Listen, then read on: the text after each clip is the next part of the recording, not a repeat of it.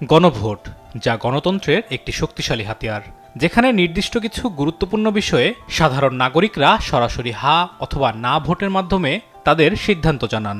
আসন্ন ত্রয়োদশ সংসদ নির্বাচনে জুলাই জাতীয় সনদে উল্লেখিত বেশ কিছু সংস্কার প্রস্তাব নিয়ে গণভোটে অংশ নেবেন ভোটাররা। এ ভোটের ফলাফলের ওপরই নির্ভর করছে সংস্কারের বিষয়গুলো আইনি বাধ্যবাধকতা পাবে নাকি রাজনৈতিক সদিচ্ছার গোলকধাঁধায় হারিয়ে যাবে।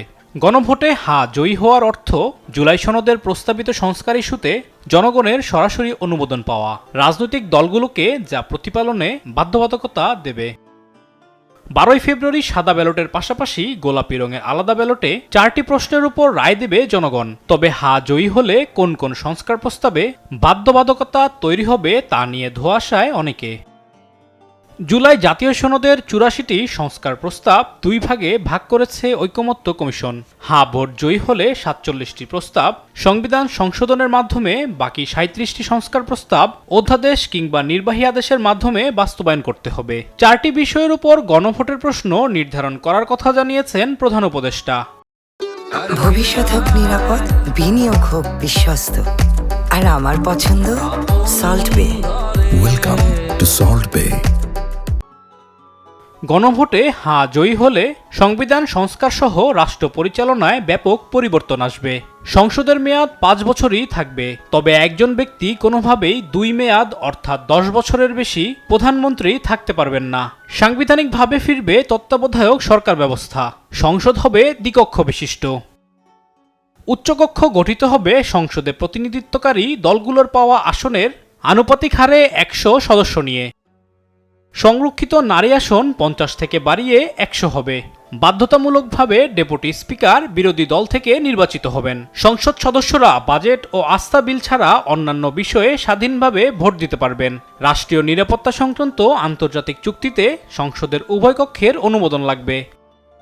রাষ্ট্রপতি বর্তমানে সংসদ সদস্যদের প্রকাশ্য ভোটে নির্বাচিত হন। জুলাই সনদ বাস্তবায়ন হলে উচ্চকক্ষ ও নিম্নকক্ষের সদস্যদের গোপন ব্যালটে রাষ্ট্রপতি নির্বাচিত হবেন।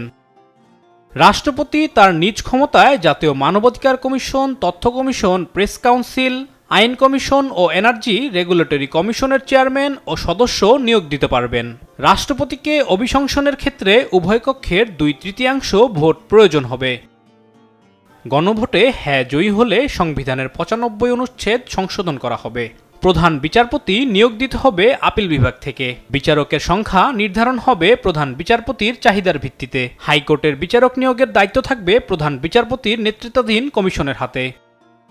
এছাড়া বিচার বিভাগকে পূর্ণ স্বাধীনতার সাংবিধানিক নিশ্চয়তা, প্রত্যেক বিভাগে হাইকোর্ট বেঞ্চ স্থাপন, সুপ্রিম জুডিশিয়াল কাউন্সিল শক্তিশালী করা এবং নিম্ন আদালতের বিচারকদের চাকরির নিয়ন্ত্রণ সুপ্রিম কোর্টে ন্যস্ত করার বিষয়গুলো জুলাই সনদে অন্তর্ভুক্ত রয়েছে।